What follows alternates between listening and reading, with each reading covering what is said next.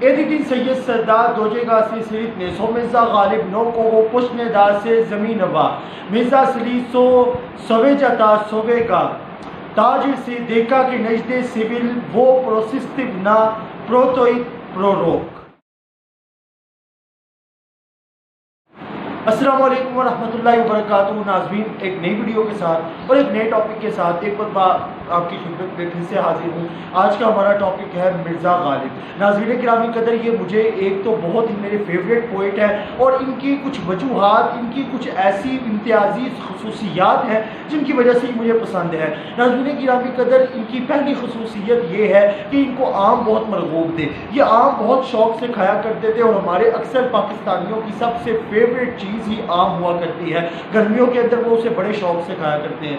دوسرے نمبر پر ناظرین گرامی قدر، انہوں نے جو کتاب لکھی، اور بھی ان کی کافی پوئٹریز ہیں، لیکن ان کی جو بیسٹ کتاب بک جو ہے وہ ہے دیوان غالب۔ اور ناظرین گرامی قدر، آپ ان کی دیوان غالب کے بارے میں آپ پڑھ کر حیران رہ جائیں گے کہ علامہ اقبال نے کہا تھا کہ you give that book and take all my poetries, کہ آپ میری ساری شاعری لے لیں لیکن بدلے میں مجھے یہ دیوان غالب دے دیں۔ انہوں نے جس طرح اس کے اندر حسن ترتیب اور جس طرح انہوں نے سارے نظام رکھا ہے اور جس طرح وہ الف سے لے کے یا تک گئے ہیں اور جس طرح انہوں نے ساری شاعری کو ایک کتاب کے اندر بند کر دیا ہے، یہ کوئی عام بات نہیں تھی، یعنی اس کی بڑی اہمیت تھی۔ اور ان کی سب سے بڑی اور سب سے بیسٹ خصوصیت یہ تھی کہ آپ ان کی وہ مووی بھی اگر یوٹیوب کے اوپر اویلیبل ہے، مرزا غالب دی مووی، اگر آپ لکھ کر سرچ کریں تو آ جائے گی۔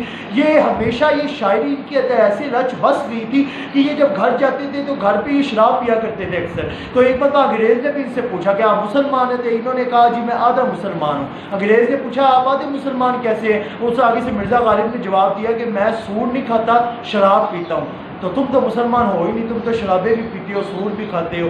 تو یہ جب گھر جاتے نا تو اپنی بیوی سے آپ وہ فلم اٹھا کے دیکھیے گا، اس کے اندر ان کی پوری لائف انہوں نے ڈسکس کی ہے۔ یہ جب جاتے تھے گھر تو یہ شراب بھی شعر و شاعری کے اندر مانگا کرتے تھے، شاعری کے اندر ہی بات کیا کرتے تھے، گفتگو کیا کرتے تھے۔ کوئی ان سے ملنے کے لیے آتا تھا، ان کے اتنے دوست ہوتے تھے، لیکن یہ کہتے تھے کہ دوست نہ ہی ہو تو بہتر ہے، کیونکہ جب بھی دوست ہوں گے تو کوئی نہ کوئی ملنے آتا رہتا ہے اور مجھے جو ہے نا پھر کام کرنے کے اندر دشواری پیش آتی ہے۔ تو ناظرین گرامی کہتے ہیں یہ مرزا غالب مجھے بہت ہی میرے اچھے اور بہت ہی میرے فیوریٹ پوئٹ۔ میں آپ کے سامنے ناظرین ان کا ایک واقعہ بیان کرنے جا رہا ہوں۔ ایک مرتبہ سید سردار ان کے گھر ملاقات کے لیے آئے، انہوں نے ملاقات کی، کافی گفت و شنید ہوئی اور باتیں کرتے رہے۔ جب جانے لگے تو اندھیرا کافی تھا، تو وہ اپنی جوتی ان کو ڈھونڈنے کے اندر مسئلہ ہو رہا تھا، تو آپ اوپر سے جو ہے نا چراغ اٹھا کے لے گئے۔ اب ظاہری بات ہے چراغ اس کی روشنی، انہوں نے آرام سے اپنی جوتی ڈھونڈ لی۔ جوتی ڈھونڈنے کے بعد مزاحیہ بنتے تھے، مجھے اسی وجہ سے تھوڑے سے اچھے بھی لگتے تھے کہ مزاح بڑا کیا کرتے تھے اور کبھی سیڈنس اور نا امیدی ان کے اندر نہیں آیا کرتی تھی۔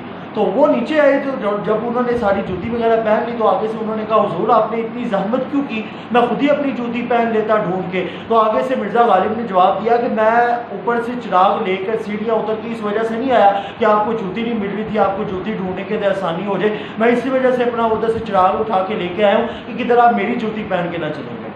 اور اس پہ وہ مسکرانے لگے۔ اس طرح اپنے دوستوں کو وہ انٹرٹین کرتے رہتے تھے اور ان کو کوئی نہ کوئی ایسی باتیں سناتے رہتے تھے جس سے وہ خوش رہتے تھے، اور جو بھی ایک مرتبہ مرزا غالب سے مل کے ملاقات کر کے جاتا تھا وہ ہمیشہ یاد کرتا رہتا تھا کہ ہاں میں اپنے دوست کے پاس ملنے گیا تھا اور اس نے اتنا اچھا میرے ساتھ ٹائم اسپینڈ کیا تھا۔ تو ان کے 15، باقی تو آپ کو میں نے بتایا کہ ان کی دیوان غالب بہت ہی بیسٹ بک ہے اور باقی بھی ان کی اشعار ہیں، لیکن ان کی 15 پوئٹریز ایسی ہیں جو بہت ہی مشہور ہوئیں اور وہ میں آپ کو سنانے لگا ہوں۔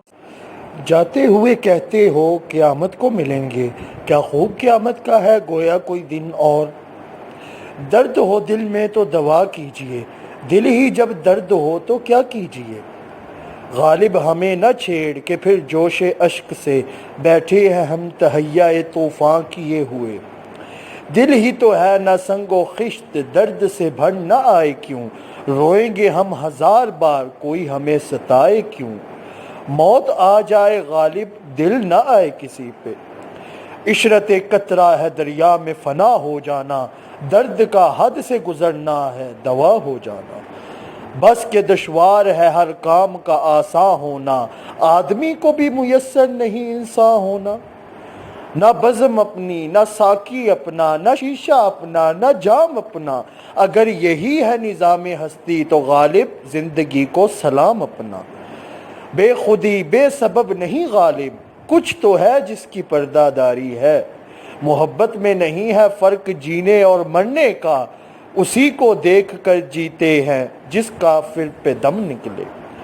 मेरी किस्मत में गम गर इतना था, दिल भी या रब कई दिए होते। कभी जो याद भी आता हूँ मैं तो कहते हैं कि आज बज़्म में कुछ फितना व फसाद नहीं। कब वो सुनता है कहानी मेरी और फिर वो भी ज़ुबानी मेरी। कासिद के आते आते ख़त एक और लिख रखूं, मैं जानता हूँ जो वो लिखेंगे जवाब में। इश्क मुझको नहीं वहशत ही सही, मेरी वहशत तेरी शोहरत। आपसे दुआ है कि अल्लाह पाक की जो हमारी नई नस्ल अब आ रही है इसके अंदर भी कोई मिर्ज़ा गालिब जैसे या अल्लामा इकबाल जैसे कोई ऐसे पोइट पैदा कर जो दहती दुनिया तक हमारा नाम, पाकिस्तान का नाम रोशन करे। आमीन। इंशाअल्लाह नई वीडियो के साथ फिर से आपसे मुलाकात होगी, तब तक के लिए वस्सलामु अलैकुम वरहमतुल्लाहि वबरकातुहू। चिपक रहा है बदन पर लहू से पैराहन, हमारी जेब को अब हाजते रफू क्या है।